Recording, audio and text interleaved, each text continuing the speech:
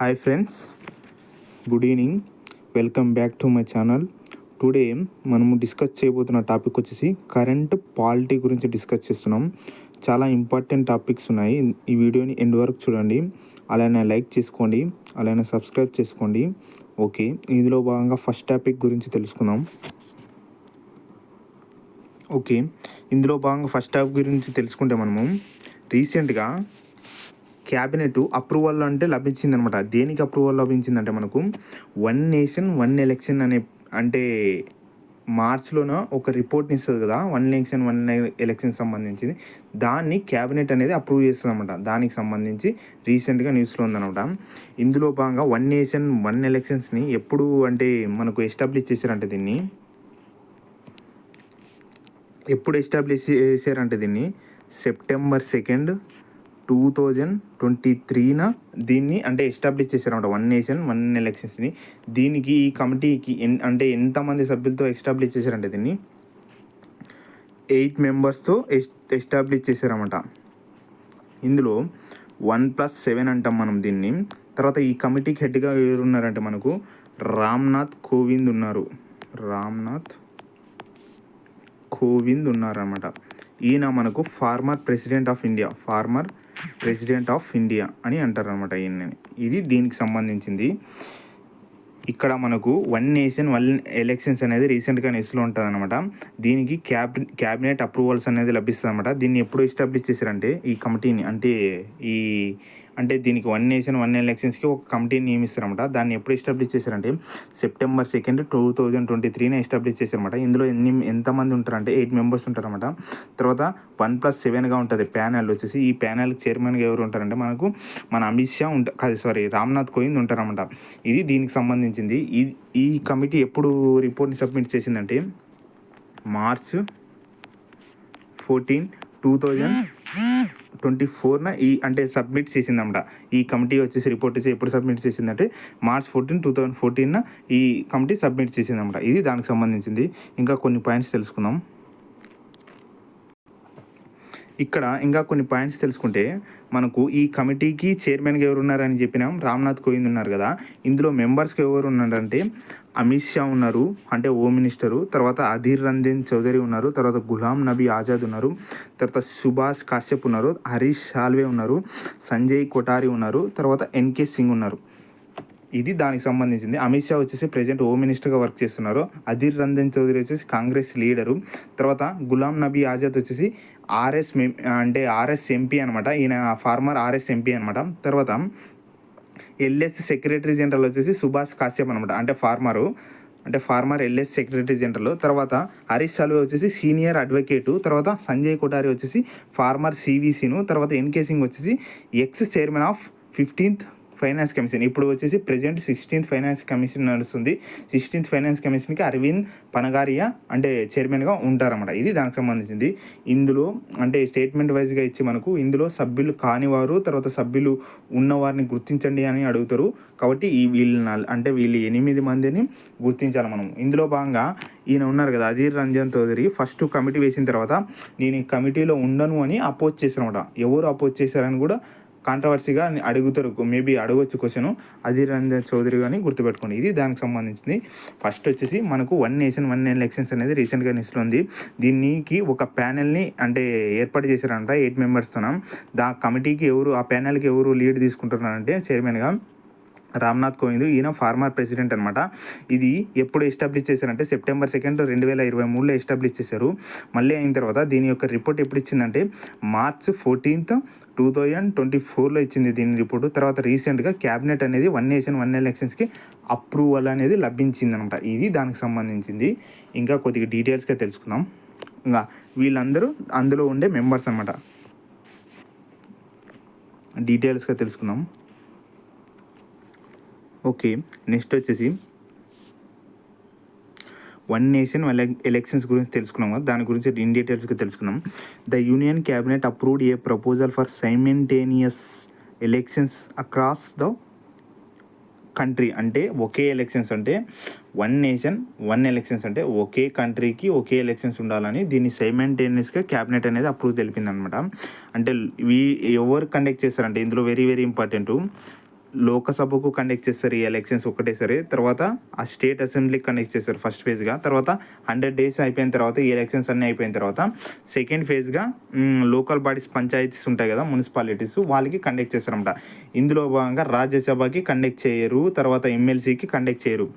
ఇక్కడ కండక్ట్ చేసి వచ్చేసి లోక్సభకు ఒకసారి కండక్ట్ చేస్తారు, తర్వాత అసెంబ్లీకి ఒకసారి కండక్ట్ చేస్తారు ఒకేసారి ఇవి రెండింటికి. ఇక్కడ ఎమ్మెల్యే అని గుర్తుపెట్టుకోండి, ఎమ్మెల్యే అని గుర్తుపెట్టుకోండి మన కోడు. తర్వాత ఇక్కడ మళ్ళీ అయిపోయిన తర్వాత ఇది ఫస్ట్ ఫేజ్. సెకండ్ ఫేజ్ వచ్చేసి వీటిని కండక్ట్ చేసిన 100 days తర్వాత మనకు పంచాయత్స్లో మనకు కండక్ట్ చేస్తారన్నమాట. ఇది దానికి సంబంధించింది. మళ్ళీ అయిన తర్వాత ఇక్కడ తెలుసుకుంటే ఇక్కడ ఎవరికి కండక్ట్ చేయరని అడుగుతారు. ఆర్ఎస్ ఎంపీకి, తర్వాత ఎమ్మెల్సీకి, మెంబర్ ఆఫ్ లెజిస్లేటివ్ కౌన్సిల్ ఉంటారు కదా, వీళ్ళ ఇద్దరికి కండక్ట్ చేయరనమాట ఎలక్షన్స్. ఇవి దానికి సంబంధించి వెరీ వెరీ ఇంపార్టెంట్ టాపిక్. ఇది నాటు, ఇది ఎస్. వీటికి కండక్ట్ చేస్తారు, వీటికి కండక్ట్ చేయరన్నమాట. ఇది దానికి సంబంధించింది. తర్వాత ఇందులో భాగంగానే మనకు decision came after A high level committee chaired by former president Ramnath Kovind. గుర్తుపెట్టుకోండి, రామ్నాథ్ కోవింద్. ఎవరంటే లీడ్ తీసుకునేది రామ్నాథ్ కోవింద్. నెక్స్ట్ పాయింట్స్ చూద్దాం. ఓకే, నెక్స్ట్ పాయింట్స్ వచ్చేసి ఇప్పుడు మనకు ప్రెసిడెంట్ రామ్నాథ్ కోవింద్ గారు ఉన్నారు కదా, ఎంత రిపోర్ట్ ఎప్పుడు సబ్మిట్ చేశారంటే March 14th 2024 దీన్ని అంటే మనకు రిపోర్ట్ని సబ్మిట్ చేశారన్నమాట. తర్వాత ఈ రిపోర్ట్లో అంటే ఎన్ని పేజెస్లో మనకు ఈ రిపోర్ట్ని సబ్మిట్ చేశారంటే 18,626 పేజెస్తో ఈ పేజెస్ని అంటే అది దాన్ని సబ్మిట్ చేశారన్నమాట. 18,626 పేజెస్తో అంటే ఈ రిపోర్ట్ని సబ్మిట్ చేశారంట. ఎప్పుడంటే March 14, 2024. తర్వాత ఈ వర్క్, ఈ పేజెస్ని తయారు చేయడానికి వీళ్ళు ఎంత టైం వర్క్ చేశారంటే 191 days వీళ్ళు వర్క్ చేశారన్నమాట. 191 days వీళ్ళు వర్క్ చేశారన్నమాట ఈ అంటే ఈ కమిటీ. ఇది దీనికి సంబంధించింది. తర్వాత ఇప్పుడు దీన్ని ఎప్పుడు ఎస్టాబ్లిష్ చేశారంటే సెప్టెంబర్ 2nd ఇక్కడ గుర్తుపెట్టుకున్న పాయింట్స్. సెప్టెంబర్ 2nd 2023 ఎస్టాబ్లిష్ చేశారు. తర్వాత దీని రిపోర్ట్ ఎప్పుడు ఇచ్చిందంటే March 14, 2024 దీని రిపోర్ట్ ఇచ్చిందన్నమాట. ఎన్ని పేజెస్గా ఇచ్చిందంటే ఈ కమిటీ రిపోర్ట్స్ని 18,626 పేజెస్తో కూడిన రిపోర్ట్ని ఇచ్చిందన్నమాట. తర్వాత ఇందులో భాగంగా వీళ్ళు ఈ 18,626 పేజెస్ని తయారు చేయడానికి వీళ్ళు ఎంత టైం తీసుకున్నారంటే 191 days తీసుకున్నారన్నమాట. ఇది దానికి సంబంధించింది. రీసెంట్గా సెప్టెంబర్ 18th 2024 క్యాబినెట్ అనేది అప్రూవల్ అనేది వచ్చిందనమాట దీనికి సంబంధించింది. తర్వాత నెక్స్ట్ వచ్చేసి మనకు ఇందులో భాగంగా దీన్ని ఎప్పుడు ఎస్టాబ్లిష్ చేశారంటే ఇక్కడ ఇచ్చారు చూడండి, సెప్టెంబర్ 2nd 2023 ఎస్టాబ్లిష్ చేశారనమాట. తర్వాత మనకు ఫస్ట్ ఎలక్షన్స్ 1 nation 1 elections తర్వాత అంటే 1 nations 1 elections అని ఎప్పుడు కండక్ట్ చేశారంటే మనకు 1952లో కండక్ట్ చేశారనమాట ఫస్ట్ టైం. ఇది ఫస్ట్ టైం. తర్వాత మనకు లాస్ట్ టైం ఎప్పుడు జరిగాయంటే 1967లో ఈ 1 nation 1 elections అనేవి రద్దు చేశారన్నమాట. ఇవే లాస్ట్ మనకి. అప్పటి నుంచి ఇంకా మనం కండక్ట్ చేయలేదు. ఫస్ట్ టైం ఎప్పుడు కండక్ట్ చేశారని గుర్తుపెట్టుకోండి. తర్వాత సెకండ్ టైం ఎప్పుడు కండక్ట్ చేశారని గుర్తుపెట్టుకోండి. ఇది దానికి సంబంధించి లాస్ట్ టైం. ఇప్పటి వరకు ఎన్ని టైమ్స్ కండక్ట్ చేశారని అడుగుతారు. 4 times అని గుర్తుపెట్టుకోండి. 4 times అని గుర్తుపెట్టుకోండి. అవి ఇయర్స్ అడిగితే 1952, 1957, 1962, 1967. ఇదే లాస్ట్, ఇది ఫస్ట్ అని గుర్తుపెట్టుకోండి. ఇది దానికి సంబంధించిన. తర్వాత ఇది 1967లో ఆపేస్తారు కదా, మళ్ళీ దీని ఐడియాని ఎవరు మళ్ళీ ప్రజెంట్ చేశారంటే 1 nation 1 elections అని. అది కూడా చూద్దాం. The idea of 1 nation 1 elections was first proposed in the year ఎప్పుడంటే 1980sలో ప్రపోజ్ చేశారన్నమాట. ఇది దానికి సంబంధించింది. ఇంక దానికంటే ఎక్కువ వద్దు మనకి.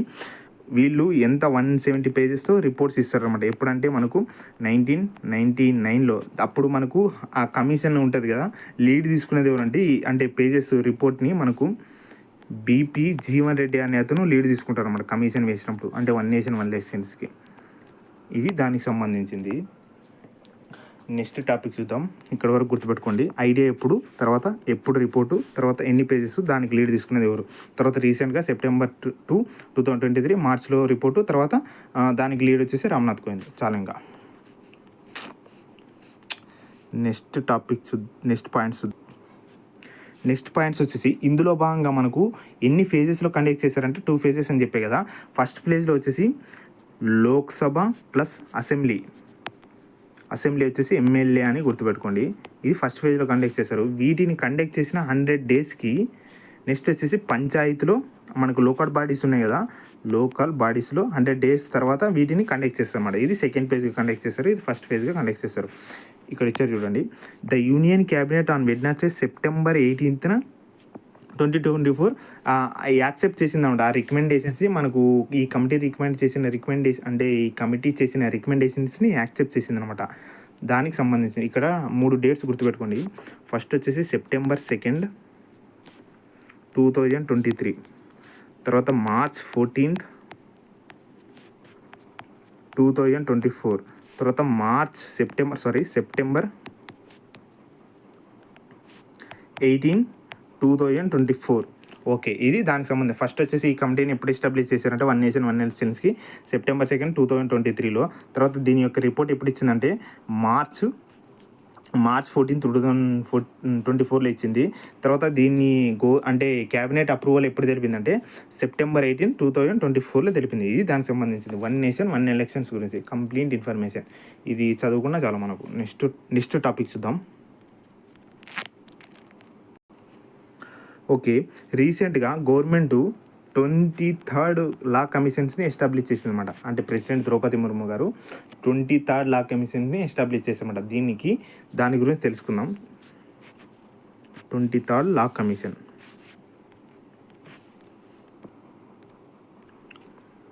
ఓకే, 23rd లా కమిషన్ గురించి మాట్లాడితే మనం ఇప్పుడు 23rd లా కమిషన్ అంటే దీని యొక్క టెన్యూర్ ఎప్పటి నుంచి స్టార్ట్ అవుతుందంటే September 1st 2024 నుంచి మనకు August 31st 2027. ఇది దానికి సంబంధించింది.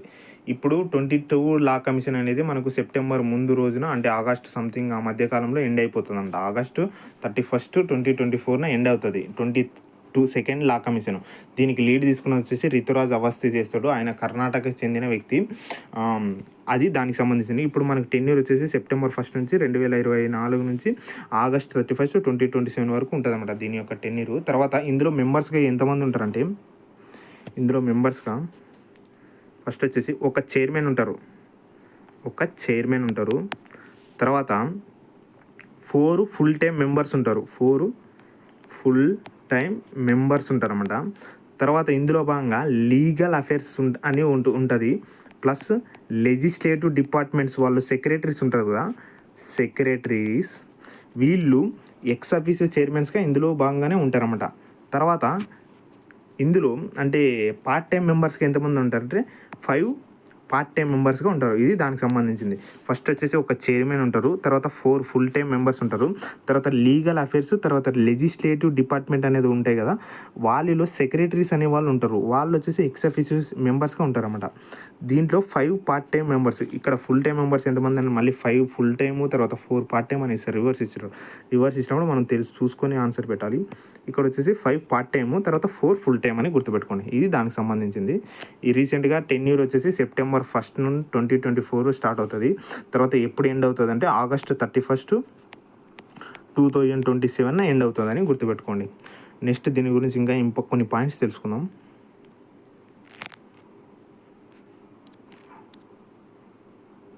ఓకే, దీని గురించి ఇంకా కొద్దిగా ఫుల్ డీటెయిల్స్గా తెలుసుకుంటే మనము ఇక్కడ లా కమిషన్ అనేది నైదర్ కాన్స్టిట్యూషనల్ బాడీ నార్ స్టాట్యుటరీ బాడీ. గుర్తుపెట్టుకోండి, ఇది లా కమిషన్ కాన్స్టిట్యూషనల్ బాడీ అని ఇస్తారు, తర్వాత స్టాట్యుటరీ బాడీ ఇస్తారు. ఇది కాన్స్టిట్యూషనల్ బాడీ కాదు, తర్వాత స్టాట్యుటరీ బాడీ కాదు. కాన్స్టిట్యూషనల్ బాడీ అంటే మనకు ఇప్పుడు కాన్స్టిట్యూషనల్ బాడీ అంటే ఒక ఆర్టికల్ ఉంటే దాన్ని కాన్స్టిట్యూషనల్ బాడీ అంటారు. స్టాట్యుటరీ బాడీ అంటే యాక్ట్స్ ద్వారా వచ్చిందని స్టాట్యుటరీ బాడీస్ అంటారు. ఇది దానికి సంబంధించింది. తర్వాత దీనికి ఫిక్స్డ్ టెన్యూర్గా ఎంత ఉంటుందంటే మనకు టెన్యూర్ అంటే పదవీ కాలం ఎంత ఉంటుందంటే దీనికి 3 years గాను ఉంటుంది. పదవీ కాలం వచ్చేసి 3 years గాను ఉంటుంది అన్నమాట. 3 years ఉంటుంది. తర్వాత మొట్టమొదటి లా కమిషన్ ఎప్పుడు ఎస్టాబ్లిష్ చేశారంటే 1833 యాక్ట్ ద్వారా మనకు ఫస్ట్ లా కమిషన్ ఎప్పుడు ఎస్టాబ్లిష్ చేశారంటే 1834లో ఎస్టాబ్లిష్ చేశారు. దీనికి లీడ్ ఎవరు తీసుకుంటారంటే లార్డ్ మెకాలే తీసుకుంటారని గుర్తుపెట్టుకోండి. లార్డ్ మెకాలే తీసుకుంటారు. తర్వాత ఈ law commission first law commission దేన్ని రికమెండ్ చేసిందంటే, అంటే దేన్ని ఎస్టాబ్లిష్ చేయాలని రికమెండ్ చేసిందంటే ఇండియన్ పీనల్ కోడ్ని ఎస్టాబ్లిష్ చేయాలని, తర్వాత ఇండియన్ క్రిమినల్ ప్రొసీజర్స్ కోడ్ అని ఉంటుంది, వాటిని ఎస్టాబ్లిష్ చేయాలని ఇది కోరుతుంది అనమాట. ఇది దానికి సంబంధించింది. తర్వాత మనము ఇప్పుడు మనకు పోస్ట్ ఇండిపెండెన్స్, ఇది ఆఫ్టర్ ఇండిపెండెన్స్ ఇంకా ఏం జరుగుతాయంటే మనకు ఇక్కడ ఆఫ్టర్ ఇండిపెండెన్స్ వచ్చేసి మనకు 1955లో మొదటి లా కమిషన్ని ఎస్టాబ్లిష్ చేస్తారన్నమాట ఆఫ్టర్ ఇండిపెండెన్స్. దానికి చైర్మన్గా ఎవరు వస్తారంటే ఎంసీ సెతల్వాడ్ వస్తారు.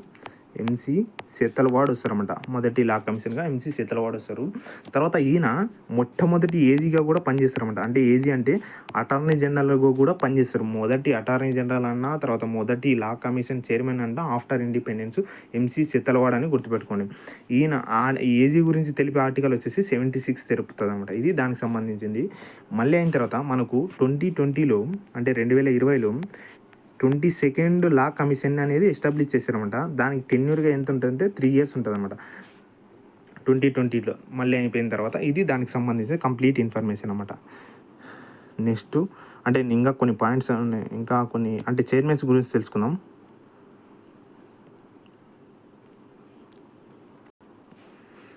ఇక్కడ ఇచ్చా చూడండి చైర్మన్స్ గురించి. ఫస్ట్ వచ్చేసి 1955లో ఎవరు ఉంటారంటే మనకు MC Setalvad, former attorney general of India. తర్వాత సెకండ్ వచ్చేసి మనకు వెంకటరామ అయ్యర్ అనే వ్యక్తి ఉంటారు. తర్వాత రీసెంట్గా మనకు 21st వచ్చేసి బిఎస్ చౌహాన్ ఉంటారు, గుర్తుపెట్టుకోండి.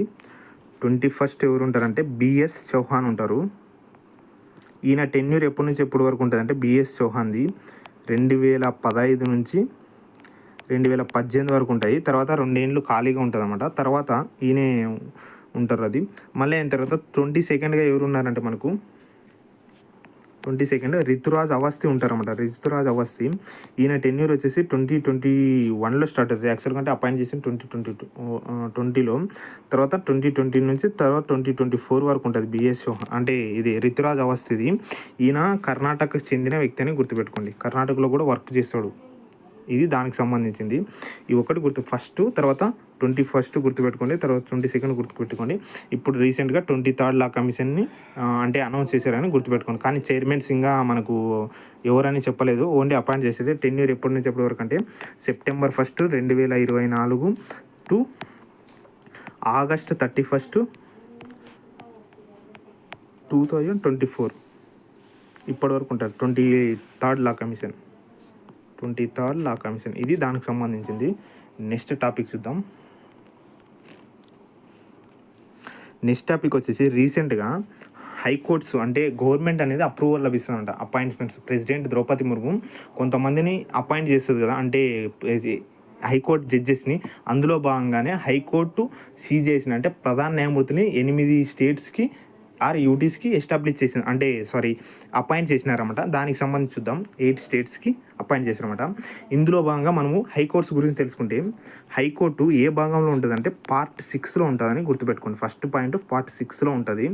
దీని గురించి తెలిపే ఆర్టికల్ వచ్చేసి 214 నుంచి 231 ఆర్టికల్స్ వరకు దీని గురించి తెలుపుతామన్నమాట. తర్వాత మొట్టమొదటిసారిగా హైకోర్ట్స్ని ఏ యాక్ట్ ద్వారా మనం ఎస్టాబ్లిష్ చేసామంటే 1861 యాక్ట్ ద్వారా మనకు ఎస్టాబ్లిష్ చేశారన్నమాట. ఇది కౌన్సిల్ యాక్ట్స్ అంటారు. తర్వాత మొదటిసారిగా ఈ యాక్ట్ ద్వారా ఎప్పుడు ఏ ఇయర్లో ఎస్టాబ్లిష్ చేశారంటే 1862లో ఎస్టాబ్లిష్ చేశారు. బాంబే, కలకత్తా, మద్రాస్ హైకోర్టు అంటారు వాటి పేర్లు వచ్చేసి. ఇది దానికి సంబంధించింది. High court Part 6. తర్వాత ఏ ఆర్టికల్స్ చెప్తారంటే 214 నుంచి 231 వరకు ఈ హైకోర్టు గురించి తెలుపుతాయి. తర్వాత 1861 యాక్ట్ ద్వారా మనకు కౌన్సిల్ యాక్ట్ ద్వారా 1862లో బాంబే, కలకత్తా, మద్రాస్ హైకోర్ట్స్ని ఎస్టాబ్లిష్ చేశారు అన్నమాట. తర్వాత 4th హైకోర్టుగా ఇది ఎప్పుడు ఎస్టాబ్లిష్ అవుతుందంటే 1866లో అలహాబాద్ హైకోర్టు అనేది ఎస్టాబ్లిష్ అవుతుంది. ఈ అలహాబాద్ హైకోర్టుకి ఇంపార్టెన్స్ ఏంటంటే మన ఇండియాలో లార్జెస్ట్ బెంచ్ ఏ హైకోర్టు కలిగి ఉంటుందంటే అలహాబాద్ హైకోర్టు. ఎంతమంది ఉంటారంటే 160 members దాకా ఉంటారు. తర్వాత అంటే షార్టెస్ట్ అంటే చిన్న బెంచ్ ఏది హైకోర్టు కలిగి ఉంటుందంటే సిక్కిము. ఇందులో వచ్చేసి మనకు 3 members ఒకటి ఉంటారు. ఇందులో 160 members ఉంటారని గుర్తుపెట్టుకోండి. తర్వాత రీసెంట్గా లార్జెస్ట్ హైకోర్టుని ఏ రాష్ట్రంలో మనకు బిల్డ్ చేయబోతున్నారంటే ఇండియాస్ లార్జెస్ట్ హైకోర్టు వచ్చేసి జార్ఖండ్ అని గుర్తుపెట్టుకోండి.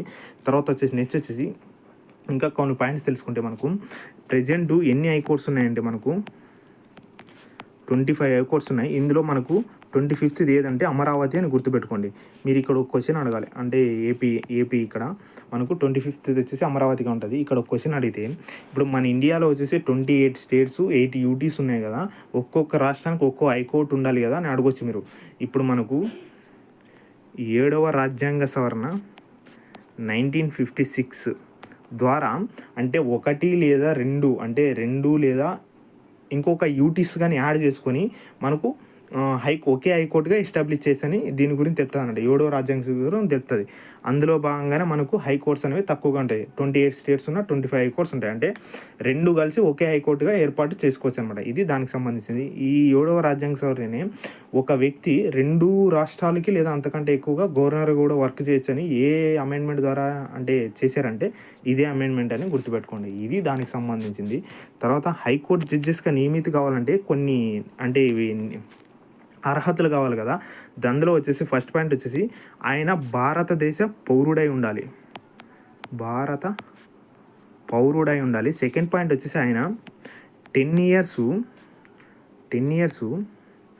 జుడిషియల్ విభాగంలో వర్క్ చేసి ఉండాలి. గుర్తుపెట్టుకోండి, పక్క బిట్ అడుగుతారు. తర్వాత 6 అంటే ఈయన హైకోర్టులో న్యాయవాదిగా వర్క్ చేసి ఉండాలి. ఇక్కడ న్యాయవాది అంటే జడ్జి కాదు, అడ్వకేట్ అని గుర్తుపెట్టుకోండి. మరి జడ్జి అని ఇస్తాడు అక్కడ, అడ్వకేట్ అని గుర్తుపెట్టుకోండి. ఇప్పుడు అంటే హైకోర్టు జడ్జెస్గా నియమించాలంటే వాళ్ళకి ఏ అర్హతలు ఉన్నాయంటే ఫస్ట్ వన్ వచ్చేసి భారత పౌరుడై ఉండాలి. తర్వాత సెకండ్ వన్ వచ్చేసి 10 ఇయర్స్ జుడిషియల్లో వర్క్ చేసి ఉండాలి. తర్వాత హైకోర్టులో న్యాయవాదిగా కూడా వర్క్ చేసి ఉండాలి. ఇది దానికి సంబంధించిన టాపిక్, గుర్తుపెట్టుకున్న అర్హతలు ఇవి. తర్వాత ఇంకా మనం టాపిక్లోకి వద్దాం, కరెంట్ టాపిక్లోకి. ఇది స్టాటిక్ పార్ట్ అనమాట. నెక్స్ట్ వచ్చేసి వీళ్ళు రీసెంట్గా 8 హైకోర్ట్స్కి న్యూ అంటే ప్రధాన న్యాయమూర్తులుగా వచ్చారనమాట. వాళ్ళ గురించి తెలుసుకుందాం ఒకసారి. వాళ్ళ గురించి తెలుసుకుంటే ఫస్ట్ వచ్చేసి ఢిల్లీకి ఎవరు ఉంటారంటే మన్మోహన్ వస్తారు. తర్వాత హిమాచల్ ప్రదేశ్కి ఎవరు వస్తారంటే రాజీవ్ షెగ్దీర్ వస్తారు. తర్వాత మధ్యప్రదేశ్కి ఇది ఆల్రెడీ నేను కరెంట్ అఫైర్స్లో డిస్కస్ చేసిన సురేష్ కుమార్ కైత్ అనే వ్యక్తి వస్తారు. తర్వాత మేఘాలయకి ఎవరు వస్తారంటే ఇంద్రా ప్రసన్న ముఖర్జీ వస్తారు. తర్వాత కేరళకి ఎవరు వస్తారంటే నితిన్ మధుకర్ జామ్దార్ వస్తారు.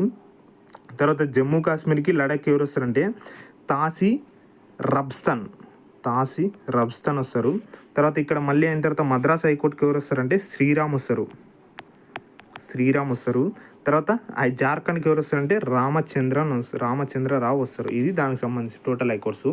తర్వాత వీళ్ళు మరి పాస్ట్లో ఏ వర్క్స్ ఇవన్నీ మీరు చదువుకోండి, ఇవి చూసుకొని నోట్ చేసుకొని చదువుకోండి. మళ్ళీ ఎక్స్ప్లెయిన్ చేస్తే కొద్దిగా వీడియో లెంత్ ఎక్కువ అవుతుంది. ఓకే, ఇక్కడ ఇచ్చిన చూడండి పాస్ట్లో వీళ్ళు ఏమేమి వర్క్ చేస్తున్నారు అనేది, వాటి గురించి మీరు నోట్స్ రాసుకోండి. తర్వాత వచ్చేసి మనకు ఇవి దానికి సంబంధించిన హైకోర్టుకి సంబంధించిన 8 మంది ప్రధాన న్యాయమూర్తులు వచ్చారన్నమాట 8 హైకోర్ట్స్కి. నెక్స్ట్ టాపిక్ చూద్దాం. నెక్స్ట్ టాపిక్ వచ్చేసి రీసెంట్గా పార్లమెంటరీ కమిటీ ఆన్ అఫీషియల్ లాంగ్వేజెస్కి ప్రెసిడెంట్గా ఎవరు వస్తారంటే మనకు అమిత్ షా ఎన్నికవుతారు. అంటే చైర్మన్ ఆర్ ప్రెసిడెంట్గా ఎవరు ఎన్నికవుతారంటే Amit Shah ఎన్నికవుతారు.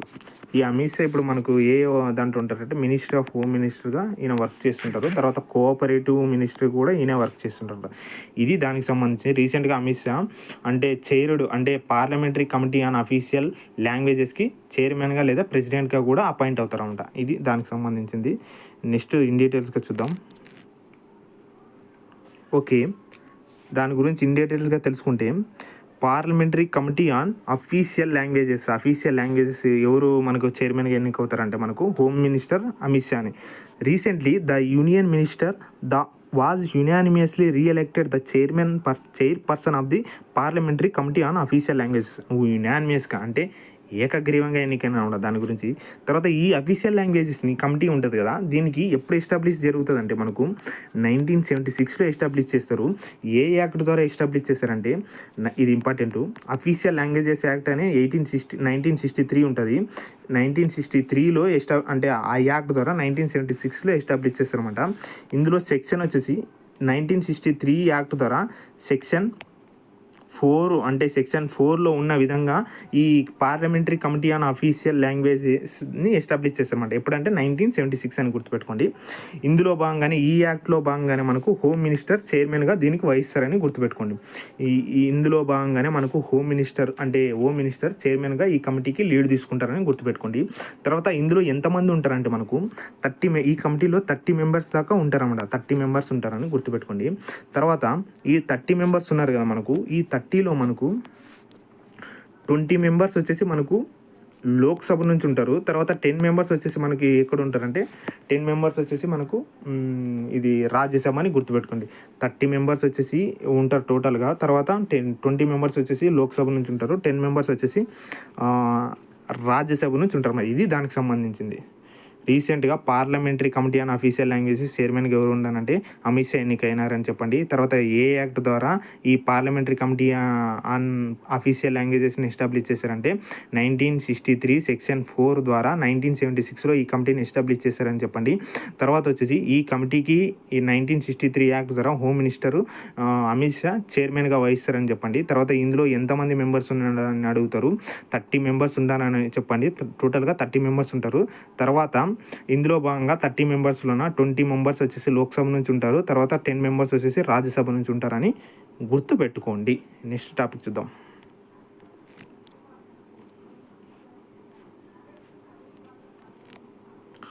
Okay,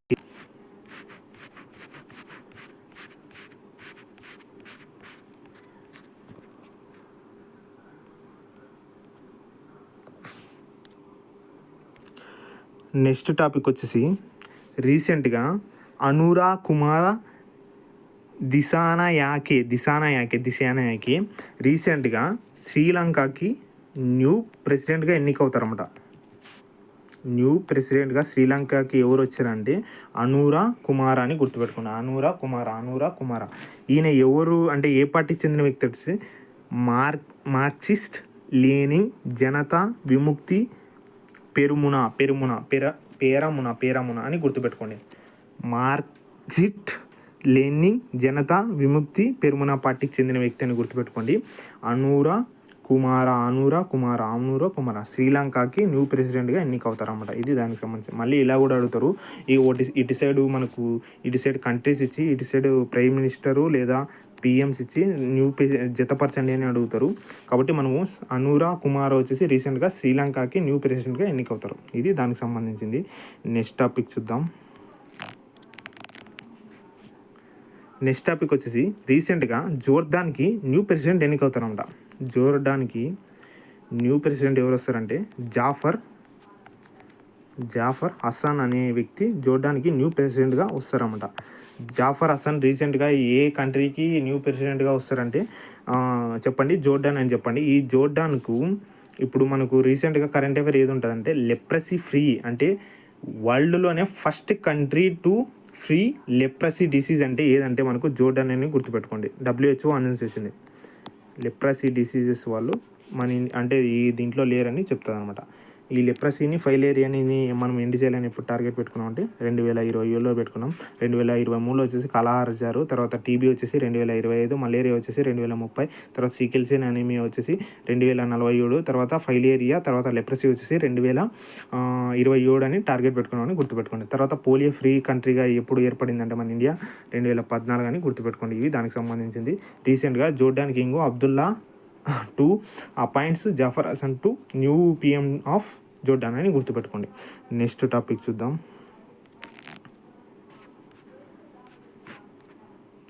next topic వచ్చేసి రీసెంట్గా అల్జీరియాకి న్యూ ప్రెసిడెంట్ వస్తారన్నమాట.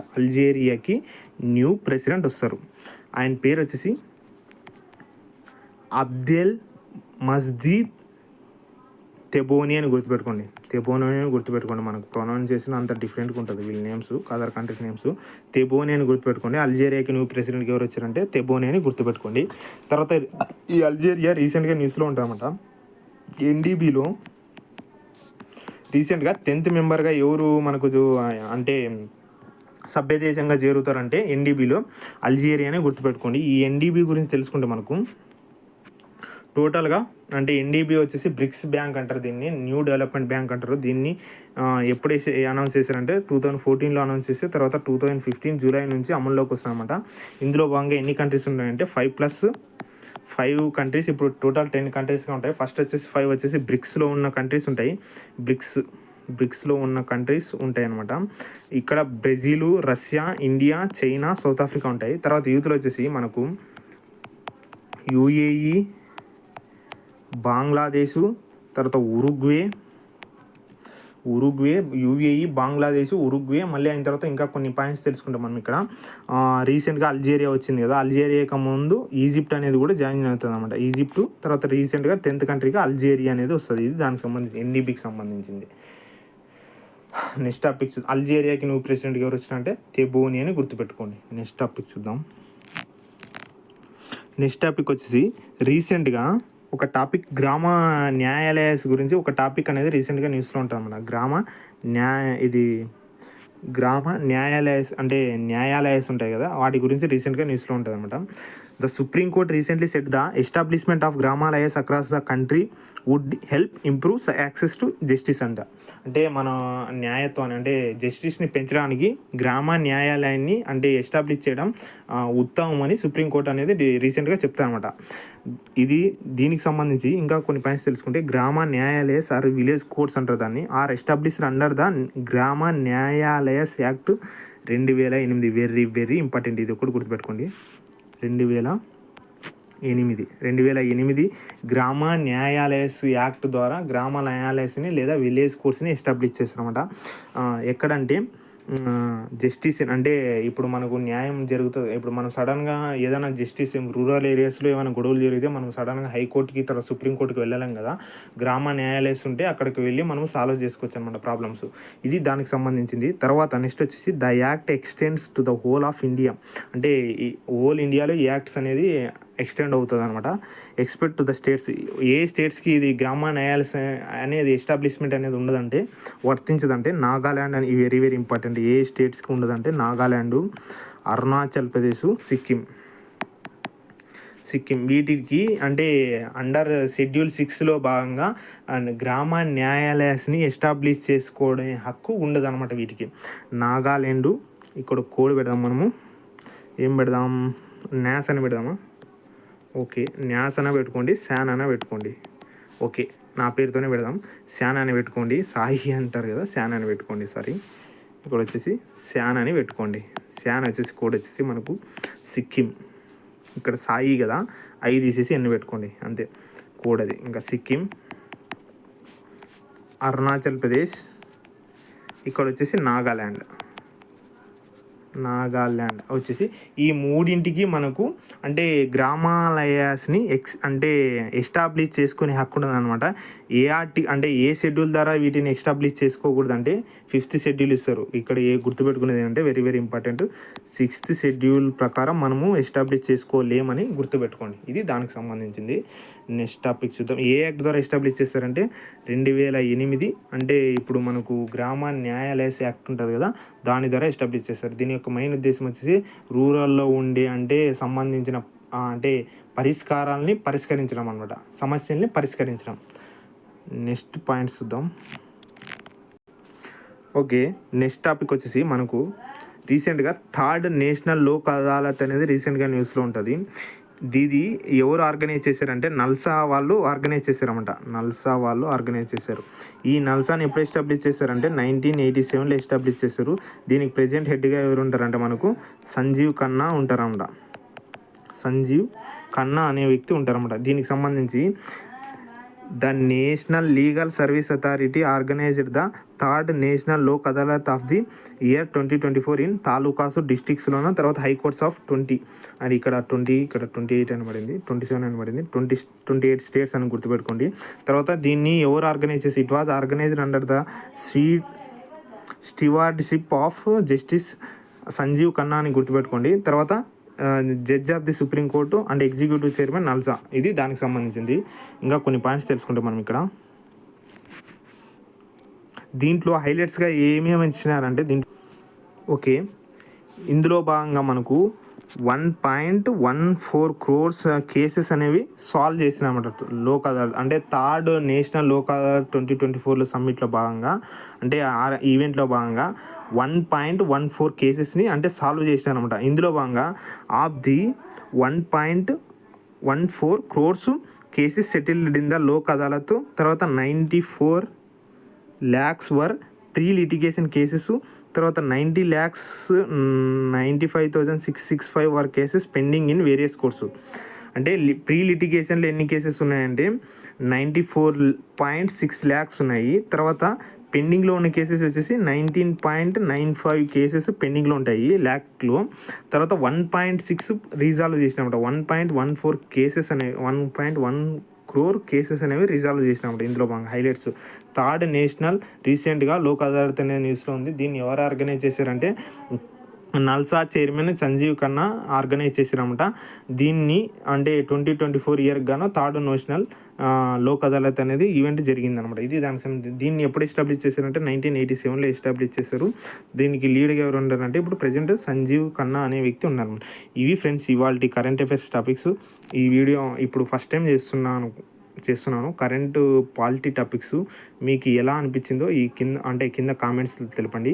అంటే గుడ్ అని తెలపండి. తర్వాత ఇంకా ఏమైనా ఇంప్రూవ్ చేసుకోవాలంటే ఇంప్రూవ్ చేసుకుంటాను, దాన్ని కూడా తెలపండి. మీ కామెంట్స్ రూపంలో తెలపండి. ఈ వీడియోని మాత్రం ఎండ్ వరకు చూడండి. అంటే అప్కమింగ్ గ్రూప్లో చాలా ఇంపార్టెంట్ అవుతుందన్నమాట. కరెంట్ పాలిటీ కానీ కరెంట్ సైన్స్ అండ్ టెక్నాలజీ కానీ చాలా ఇంపార్టెంట్ ప్లే చేస్తుంది. కాబట్టి మనము ఇవన్నీ కరెంట్ బేస్డ్గా చదువుకోవాలన్నమాట. ఇవి ఫ్రెండ్స్ ఈరోజుటి అంటే current polity topics. Thank you friends. అలానే లైక్ చేయండి, సబ్స్క్రైబ్ చేసుకోండి.